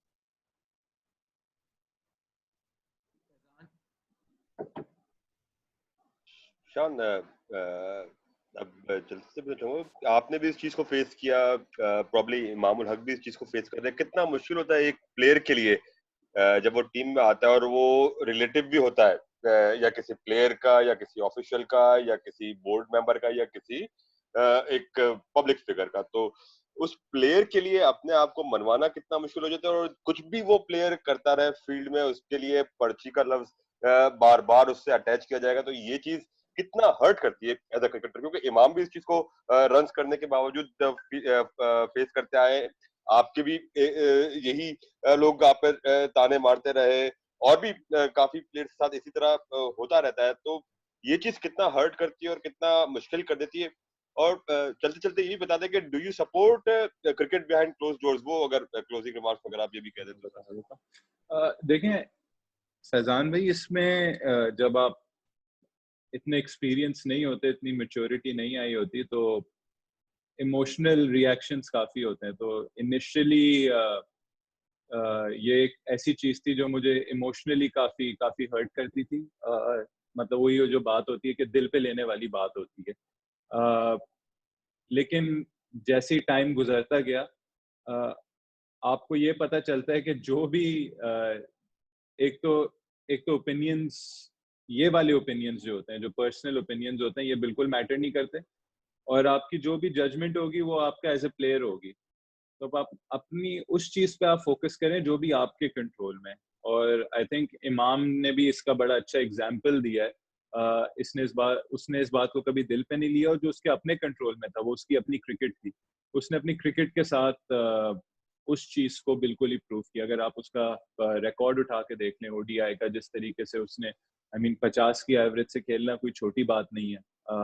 और ऑन टॉप ऑफ दैट, जब आपके ऊपर इतना प्रेशर होता है, एक्सटर्नल इतना प्रेशर होता है कि जब आप इस तरीके की बातें सुनते हैं, तो देखें पॉजिटिवली लेनी चाहिए।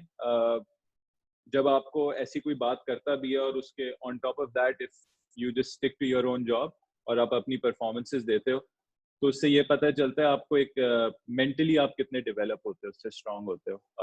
तो आई थिंक जितनी एज आती रही है, जितना टाइम गुजरता गया, इस चीज को मैंने कंस्ट्रक्टिवली लिया है, पॉजिटिवली लिया है। और बिल्कुल अब ये चीज अगर कोई बोलता भी है तो आप एक कान से सुनते हो, दूसरे कान से निकाल देते हो। और at the end of the day जो मेरी परफॉर्मेंसेज हैं वो मेरा रिपोर्ट कार्ड है, और उसी से मैं जज होऊंगा, उसी से मैं खेलता रहूंगा। और बस इस टॉपिक के बारे में आई थिंक हमें इस टॉपिक को इधर ही उसको करके वो रखना चाहिए। और फिर दूसरी बात, जहाँ तक आपने की international cricket behind close doors, देखें इस वक्त तो हमें यही हो रहा है कि जो भी हमें क्रिकेट मिल जाए, क्रिकेट खेलने को मिले। एक एथलीट होता है, एक स्पोर्ट्समैन होता है, उसको बिल्कुल शौक नहीं होता कि वो अपने घर में रहे। काफी मुश्किल टाइम है। तो आई एम श्योर इवन देखें, अगर आपको लोगों को घर में रखना भी है ओवरऑल, अगर अभी भी सोशल डिस्टेंसिंग रखनी है और अभी भी क्या कहते हैं ऐसे प्रोसीजर्स रखने हैं कि जहां आपकी नॉर्मल लाइफ जिस तरीके से पहले थी वो रिज्यूम नहीं हो सकती, तो आई थिंक उसके लिए फॉर द मैसेज हमें स्पोर्ट्स को भी दोबारा किसी तरीके से शुरू करना होगा। और आई थिंक इनिशियली वही है कि बिहाइंड क्लोज डोर्स करें। टीवी पे फिर भी मैचेस आते रहेंगे। आई थिंक हमारे लिए एज क्रिकेटर्स यही हमारा सब कुछ है, तो हमें खेलने का मौका मिलेगा और लोगों को हमें देखने का मौका मिलेगा। जरूरी नहीं है कि अगर इस वक्त रिक्वायरमेंट ऐसी है कि ग्राउंड में क्राउड नहीं आ सकता, ऑब्वियसली उस चीज का वो मजा नहीं होगा जो एक फुल हाउस की तरह होता है। क्योंकि हमारी अगली जो टेस्ट सीरीज है, जैसे वो इंग्लैंड में, और इंग्लैंड की खासियत ये है कि उनकी जो टेस्ट क्रिकेट की जो समर होती है वो हमेशा सोल्ड आउट होती है। बड़े बड़े आके देखते हैं, हमें ऐसा लगता है कि हम पाकिस्तान में खेल रहे होते हैं। तो अगर वो सीरीज होती है तो और क्राउड नहीं होता तो उस चीज का अफसोस तो होगा, लेकिन खुशी ये होगी कि इस वक्त जिस पोजीशन में है और अगर वो सीरीज हमें खेलने को मिलती है, चाहे वो बिहाइंड क्लोज डोर्स हो, तो आई थिंक मैं भी तैयार हूँ, आई थिंक हमारे साथी भी तैयार होंगे कि इस वक्त किसी तरीके से हमें क्रिकेट खेलने का मौका मिले। हम अब we will go towards the end of the session. Asif Khan और कार्लसन अपने फॉलो अप क्वेश्चंस पूछना चाह रहे थे, उसके बाद Abdul Ghaffar has joined us late, तो गफार आप पर एक क्वेश्चन कर लीजिएगा। तो पहले आसिफ खान और कार्लसन क्वेश्चन कर लें। बहुत शुक्रिया शान, जिस तरह से आपके बारे में इतनी बात हो रही है परफॉर्मेंस की और आपने जिस तरह से इवॉल्व किया, मुझे ये बताइएगा, आपने वैसे नाम तो लिया था लेकिन डिपार्टमेंटल क्रिकेट का कितना रोल है आपकी ट्रांसफॉर्मेशन में, क्योंकि आपने बड़े बड़े प्लेयर्स के साथ रहे और आज के हालात में ये डिबेट एक मतलब अब फिर हो गई है, तो व्हाट डू यू से कि इन फ्यूचर क्या होना चाहिए डिपार्टमेंट का एक मतलब अब फिर किरदार in the domestic cricket of Pakistan? देखें, वही मैंने बोला कि मैंने स्टार्ट किया हबीब बैंक से, फिर मैं यूबीएल से खेला। एचबीएल में मुझे फायदा हुआ कि बहुत सारे पाकिस्तान के उस वक्त उभरते हुए जो सितारे थे, इंटरनेशनल क्रिकेटर्स थे, वो खेल रहे थे। तो वहाँ मैंने काफ़ी कुछ सीखा, जो भी मतलब आपकी जो इनिशियल लर्निंग होती है वो सारी उधर से हुई। यूबीएल में थोड़ा डिफरेंट था, उधर हम एक ही ऑलमोस्ट एज ग्रुप के सारे प्लेयर्स थे, लेकिन जो हमारी गाइडेंस थी, यूनिस खान की मेंटोरशिप थी, नदीम खान की मेंटोरशिप थी, उमर रशीद हमारे उधर कोच थे, हमें एक बहुत अच्छा एनवायरनमेंट मिला था। हमारा जब आपका अपना ग्राउंड होता है, अपनी फैसिलिटीज होती हैं, उससे काम और आसान हो जाता है। हमारे डिस्पोजल पे सारी रिसोर्सेज थी इन टर्म्स ऑफ जो स्टाफ था, चाहे एनालिस्ट हो, चाहे फिजियो हो, चाहे ट्रेनर हो। हमारी जो रिक्वायरमेंट्स थी इन टर्म्स ऑफ न्यूट्रिशन, आपकी ट्रेनिंग, सारी चीज़ें मौजूद थी। और हमें एक यंग ग्रुप को ट्रस्ट किया गया था उधर, कि वो अपना एक कल्चर बनाए और उस कल्चर में क्रिकेट हमारी इंपॉर्टेंस थी कि हमें मैच नहीं जीतना, हमें अपना एक कल्चर बनाना है, अपनी एक लेगेसी बनानी है। तो आई थिंक वो हमारे रिजल्ट्स में भी उधर रिफ्लेक्ट करता था। तो डिपार्टमेंट क्रिकेट का काफी मतलब मेरे उसमें डेवलपमेंट में किरदार है। फिर जहाँ तक आपने बात की, देखें जरूर डिपार्टमेंट क्रिकेट होनी चाहिए और आई थिंक पीसीबी अपने एफर्ट्स कर रहा भी है। ये एक पॉलिसी क्वेश्चन है और इसका जो भी फाइनल डिसीजन है, फाइनल अथॉरिटी है, वो पीसीबी है। मैं इन फेवर हूँ, डिपार्टमेंट क्रिकेट होनी चाहिए। आई एम श्योर जो मैंने न्यूज़ सुनी है, अब आई डोंट नो कि ऑफिशियल है या नहीं, कि पीसीबी की ऑलरेडी कोशिशें जारी हैं। वो एक सूटेबल विंडो भी देख रहे हैं डिपार्टमेंटल क्रिकेट के लिए। जितना आपका पूल बढ़ेगा उतना आसानी होगी, लेकिन देखें अभी जो हमारा फर्स्ट क्लास स्ट्रक्चर है, हमें उसको और डिपार्टमेंटल क्रिकेट को आपस में नहीं लड़वाना चाहिए। जो नया स्ट्रक्चर आया हमें उसको भी रिस्पेक्ट देनी चाहिए, क्योंकि देखें वो एक ऐसा स्ट्रक्चर है जो हमें एक अच्छे डायरेक्शन में भी लेके जा रहे हैं। उसकी भी अपनी खासियत है, उसके भी अपने एडवांटेजेस हैं। हमें डिपार्टमेंटल क्रिकेट को एज अ सेपरेट इशू देखना चाहिए और आई एम श्योर पीसीबी उसको देख रहा है और आई एम श्योर वो एफर्ट्स कर रहा है कि किसी तरीके से सूटेबल विंडो, और अगर डिपार्टमेंटल क्रिकेट रिज्यूम होगी तो ज़रूर हम वहाँ से भी खेलेंगे इंशाल्लाह। और उम्मीद करता हूँ कि जल्द से जल्द एक अच्छा डिसीजन उनके फेवर में लिया जाए और एक रिस्पेक्टेबल विंडो ढूंढी जाए कि जहाँ डिपार्टमेंटल क्रिकेट का कोई टूर्नामेंट हो सके। जी उमर। जी शान, क्विकली अराउंड कोविड-19 क्वेश्चन है। मैं बाबर से बात कर रहा था तो ही सेड कि अगर ये 2 से 3 महीने का गैप आता है, जो अनसर्टेनिटी पैदा हो रही है, क्रिकेट नहीं खेले, आपको भी लास्ट मैच खेले हुए 15 मार्च को आपने आखिरी मैच खेला था, तो ये अगर ये कितना लंबा जाएगा तो तब आप you started to get worried, because बड़ी मुश्किल से अपनी फॉर्म और फ्लो आपने लिया है। तो कब आप वरी होना शुरू करेंगे कि अगर काफी लंबा गैप आ गया तो अब मुझे वापस बेसिक पे जाना पड़ेगा? देखें, जो हमें बड़ों ने बातें सिखाई हैं वो ये है कि बेसिक्स तो आपको फॉलो करने हैं, चाहे वो पहला दिन हो आपकी क्रिकेट का, चाहे वो आखिरी दिन हो। तो as a cricketer in terms of technical अगर मैं आपसे बात कर रहा हूँ तो basics, you have to stick to your basics throughout your career. और आई थिंक इवन जो प्रेशर सिचुएशंस होती हैं उसमें फेलियर और सक्सेस का जो गैप होता है वो यही होता है कि जो अच्छा करते हैं वो बेसिक्स फॉलो करते हैं, जो अच्छा नहीं करते वो उस प्रेशर मोमेंट में अपने बेसिक्स भूल जाते हैं। सेकेंडली आई थिंक ये एक ऐसा वक्त है जो हमें सिखाएगा कि ये गेम मेंटल कितना ज्यादा है और फिजिकल कितना कम है। I think at the end of the day cricket या लाइफ जो भी है, इट्स अबाउट डिसीजन मेकिंग, और डिसीजंस आपका दिमाग लेता है। तो जितना हमें एक अपॉर्चुनिटी मिली है, हमारे कल्चर में इतना नहीं है, इसकी इतनी अवेयरनेस नहीं है, लेकिन हमें एक अपॉर्चुनिटी मिली है कि हम अपनी मेंटल हेल्थ पे काम करें, अपनी मेंटल डेवलपमेंट में काम करें। जिस तरीके से हम अपनी बॉडी को पीक कंडीशन में रखते हैं उस तरीके से हमें चाहिए हम अपने माइंड को भी पीक कंडीशन में रखें। और आई थिंक अगर आप माइंड को पीक कंडीशन में रखेंगे, अच्छी चीजें सोचेंगे, पॉजिटिवली सोचेंगे, अभी से आप प्लान करना शुरू करेंगे मेंटली अपने आप को। जैसे फॉर एग्जांपल मैं अगर इंग्लैंड टेस्ट सीरीज में देख रहा हूँ या आगे कोई भी अपने आप को किसी फ्यूचर इवेंट में देख रहा है, अगर पॉजिटिव फ्रेम ऑफ माइंड में रखेंगे तो आपको इस चीज का अंदाजा होगा कि ये गेम कितना मेंटल है और कितना फिजिकल है। फिर ऑब्वियसली हमारी कोशिशें ऑलरेडी फिजिकल फिटनेस के लिए हमने अरेंजमेंट्स की हैं अपने घर में, इक्विपमेंट रखी है। उसी तरीके से ये भी कुछ थोड़ी बहुत क्रिकेट की ड्रिल्स हो जाती हैं, तो वो बेसिक्स पे आराम से रह सकते हैं।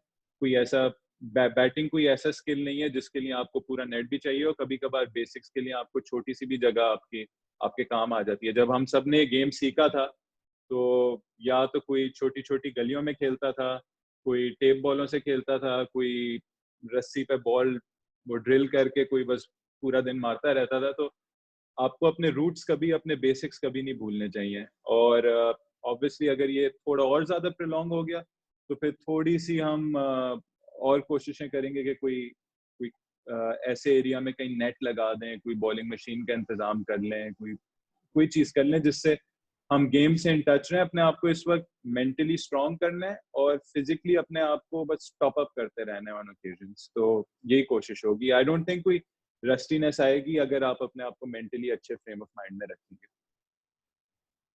Thank you. गफार, आप लेट आए, आप अगर कोई क्वेश्चन करना चाहें। जी शान, अस्सलाम वालेकुम। वालेकुम अस्सलाम। शायद दो से बातें पूछूंगा, आई होप कि वो अगर ना कवर हुई हो। एक तो आपका जो साउथ अफ्रीका टूर था वो बड़ा आउटस्टैंडिंग रहा, जी और जी ऐसा टूर था जहां एक वर्ल्ड क्लास बॉलिंग अटैक और एक सीरीज जहां पाकिस्तान ने स्ट्रगल किया, लेकिन वहां आप बहुत डिटर्मिन्ड दिखाई दिए। एक तो शायद वहां कितना कॉन्फिडेंस आपको मिला एक साउथ अफ्रीका में जाकर उनके बॉलिंग अटैक के खिलाफ। दूसरा शान एक सवाल कि कुछ क्रिकेटर्स होते हैं पाकिस्तान के डोमेस्टिक रैंक्स में जिनको वक्त से पहले या उनके बारे में पहले से प्रिडिक्ट कर दिया जाता है कि ये फ्यूचर कैप्टन हो सकते हैं या फ्यूचर प्लेयर्स हो सकते हैं।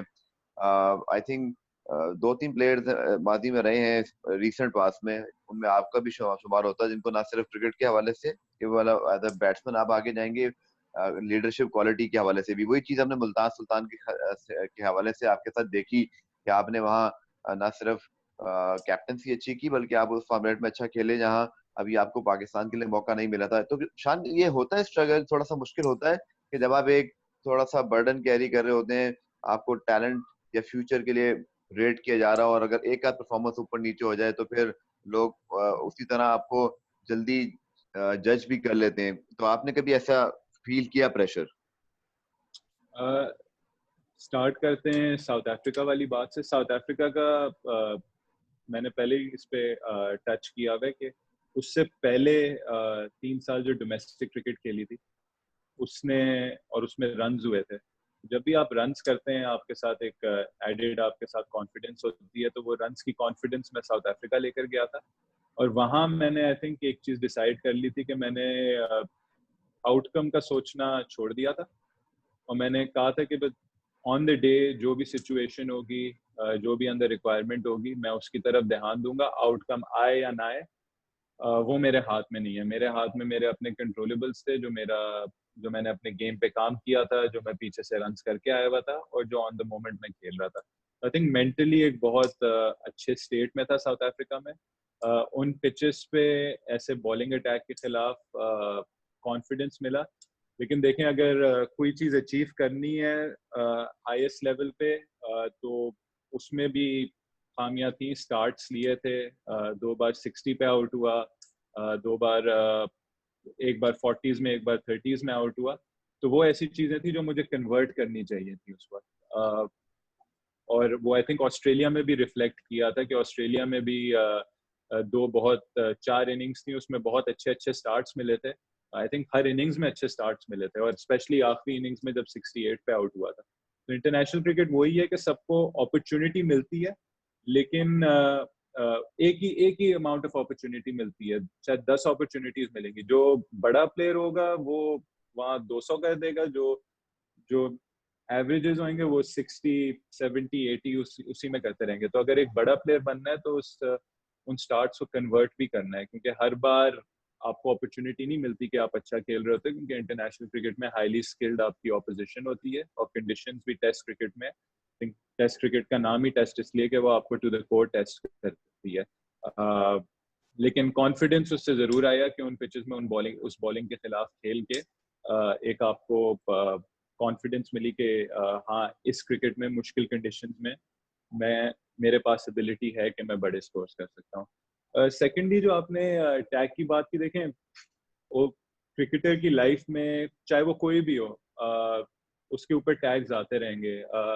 आपने जैसे इधर बात की कि इन टर्म्स ऑफ फ्यूचर कैप्टनसी या बैट्समैन, आई थिंक इसकी ऑपोजिट साइड पे भी, ऑपोजिट एक्सट्रीम का भी टैग आया हुआ है कि लिमिटेड प्लेयर है। फैजान भाई ने जो क्वेश्चन किया वो वाला भी टैग आया हुआ है। तो टैग्स आते रहते हैं। क्रिकेटर को फिर वही बात कर रहा हूँ, बैलेंस रहना चाहिए, और टैग्स को अपनी तरफ नहीं देखना चाहिए, कंस्ट्रक्टिवली देखना चाहिए कि किस बात में कितनी हकीकत है। और देखें, फ्यूचर मेरे ख्याल में ना, फ्यूचर कोई प्रिडिक्ट नहीं कर सकता। अगर हम फ्यूचर प्रिडिक्ट कर सकते थे तो हम अभी कहीं और खड़े हुए होते। तो बात ये होती है कि आप गोल्स रख सकते हो माइंड में कि आपको किधर जाना है, और फिर ओनली थिंग जो आप कंट्रोल कर सकते हो वो आपका प्रेजेंट मोमेंट है। और प्रेजेंट मोमेंट के आपके कंट्रोलेबल्स क्या है कि आप एक अच्छे प्रोफेशनल बनो, एक अच्छे इंसान बनो, अपनी मेहनत करो, जो भी आपके कंट्रोल में जो भी चीजें हैं, आपका जो एटीट्यूड है, आपका एफर्ट है, आप वो चीजें देखें। फिर at the end of the day अगर आप सारे जो बेसिक्स हैं, अपना जो प्रोसेस होता है, अगर आप वो फॉलो करते हो और दूसरों के ओपिनियन में आप वो आपको किसी लाइट में देखते हैं, तो कभी कभार बहुत बार ऐसा भी होता है कि आप उस मकाम पे पहुंचे होते हो, लेकिन अगर आप सिर्फ उस मकाम का सोचोगे और फिर आपकी परफॉर्मेंस ऊपर नीचे जाएगी, तो फिर आपको वो चीज़ इफेक्ट भी करेगी। कि अगर मैं फॉर इंस्टेंस सोच रहा हूँ कि मैं फ्यूचर में बहुत सारी परफॉर्मेंसेस दूंगा और एक मेरी performance in the present moment बुरी हो जाएगी, तो फिर उस फ्यूचर को देखते हुए और अभी को देखते हुए मुझे लगेगा कि ये तो बिल्कुल ही बहुत बड़ा एक डिफरेंस आ गया है और मैं इतना अच्छा प्लेयर नहीं हूँ, या सारे फिर डाउट्स जो होते हैं वो उस वक्त आने होते हैं। तो बेस्ट चीज़ ये होती है कि आप अपने आप को प्रेजेंट मोमेंट में रखो, कंट्रोलेबल्स पे आप ध्यान दें और अपने प्रोसेस पे ध्यान दें, और बाकी जो रिजल्ट्स हैं, जो आउटकम्स हैं, अगर आपका प्रोसेस अच्छा होगा वो आपको ज़रूर मिलेंगे। लास्ट 2 क्वेश्चंस लेते हैं। फरहान निसार और हाफिज मोहम्मद इमरान ने भी हमें लेट ज्वाइन किया, तो वो फिर क्वेश्चन अगर एंड पे कर लें। तो फरहान पहले आप क्वेश्चन कर लें। जी शान, मैं डाटा के हवाले से आपसे पूछना चाहूँगा कि 3 एनालिस्ट थे मुल्तान सुल्तान्स के पास, और अभी आपने कहा कि जो शॉर्टन मैच था तो डाटा एनालिस्ट या कोचेस ने कहा कि जुनैद खान को खिलाना चाहिए उनका रिकॉर्ड देखते हुए। तो क्या ये जो टूल्स हैं वो कप्तानी को आसान करते हैं, या कहीं आपको ये महसूस होता है कि कप्तान को कंट्रोल किया जा रहा है इन टूल्स की वजह से? जैसे कोयटा के अगेंस्ट खुशदिल ने जब ओवर किया, तो जब टाइम आउट था तो एंडी फ्लावर आए ग्राउंड में, उन्होंने कहा कि खुशदिल से ओवर करवाया। तो क्या ये चीजें आपको महदूद करती हैं या आपकी कप्तानी को आसान बनाती हैं? फरहान भी बहुत अच्छा सवाल पूछा है, क्योंकि इस पे काफी बात भी होती रहती है और काफी मिक्स्ड ओपिनियंस आते रहते हैं कि किस तरीके से।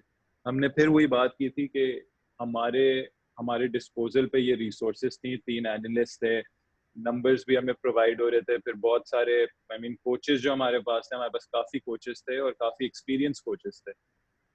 तो बात एंड में यही होती थी कि हमें बेस्ट पॉसिबल डिसीजन लेना है। लेकिन एंडी ने एक बात पहले ही दिन क्लियर की हुई थी, एंडी फ्लावर ने, वो ये थी कि क्रिकेट जो गेम है वो ऑन द फील्ड होता है, और कप्तान किसी को इसलिए बनाते हैं क्योंकि वो समझते हैं कि ऑन द फील्ड वो सबसे अच्छा डिसीजन ले सके। तो जो डिसीजन है वो मेरे हाथ में था और मुझे उस डिसीजन की ओनरशिप लेनी चाहिए। हाँ, वो मुझे बैक करेंगे, रिस्पॉन्सिबिलिटी शेयर करेंगे, लेकिन जो ओनरशिप है डिसीजन की वो मुझे लेनी चाहिए। और मुझे ये नहीं होगा कि मैं ओवर रिलायंट हो जाऊं कि मुझे इन्फॉर्मेशन वहां से मिल रही है और बस जो इन्फॉर्मेशन मिल रही है मैं वो फॉलो करता रहूं। ऐसा बिल्कुल नहीं था। जो आपने तो बात जो जैसे आपने क्वेटा वाला एग्जाम्पल दिया, उस वक्त ऐसा था, एक स्टेज आया था गेम में जिसमें मैं कंफर्टेबल नहीं था, मुझे नहीं समझ आ रही थी कि मैं किस बॉलर को लगाऊं, क्योंकि शेन वॉटसन उस वक्त काफी सेट हो गया था और उसने काफी मारना शुरू कर दिया था और रन रेट पहली बार ना एक रीचेबल डिस्टेंस पे आ गई थी। तो उस वक्त मेरा डिसीजन था कि मैंने टाइम आउट लिया। टाइम आउट लेकर हमने उन 3 मिनट्स में हमने ये डिसाइड किया कि बेस्ट पॉसिबल सोल्यूशन क्या है। हमने देखा एहसान अली स्ट्राइक पे, तो बेहतर चीज ये है कि इस वक्त हम खुशदिल को लगा दें और अगर 2-3 डॉट बॉलें मिल जाएं तो ओवर इतना बड़ा नहीं होगा। और उसमें खुशदिल को विकेट भी मिल गई, मेडन ओवर भी हो गया और आई थिंक वो एक मैच का टर्निंग पॉइंट था। तो हमारी जो खासियत थी कि हमने जरूर हमारे पास रिसोर्सेज थी, लेकिन हमने उस रिसोर्सेज पे सिर्फ रिलाई नहीं किया, हमने एंड में कंसल्टेशन की सबसे, और हम बेस्ट पॉसिबल डिसीजन लेते थे। तो अगर हमें बहुत बार ऐसा हुआ है कि इंस्ट्रक्शंस आई हैं कि फलाना बॉलर लगाना चाहिए, फलाना सिचुएशन होनी चाहिए, उसमें ऑन द फील्ड मशवरात करते हुए हमने कम्प्लीटली ऑपोजिट डिसीजन लिया और वो भी हमारे लिए वो डिसीजन पे ऑफ हुआ। तो आई थिंक एक आप इसको जब एज ए टूल यूज करते हो तो वो आपको बहुत हेल्प करता है, लेकिन अगर आप ओवर रिलायंस किसी चीज पे कर देते हो, ओवर रिलायंट हो जाते हो, तो फिर उसके भी नुकसान होते हैं। तो आपको अपने आप को भी ट्रस्ट करना चाहिए, अपना जो आपका मैनेजमेंट का कोर है उसको भी ट्रस्ट करना चाहिए, और एक at the end of the day एक डिसीजन लेना चाहिए जिसमें ऑब्वियसली आपकी इनपुट, हर चीज का, आपकी डेटा का भी इनपुट हो, आपके कोचेस का भी इनपुट हो, और फिर फाइनल डिसीजन आपका हो और उसकी आपको ओनरशिप लेनी चाहिए। हाफिज इमरान, आपका कोई क्वेश्चन है?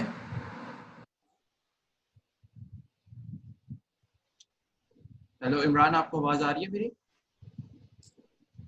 आई गेस इमरान नहीं है। इमरान, आपको आवाज आ रही है? जी जी बिल्कुल आ रही है सर। जी जी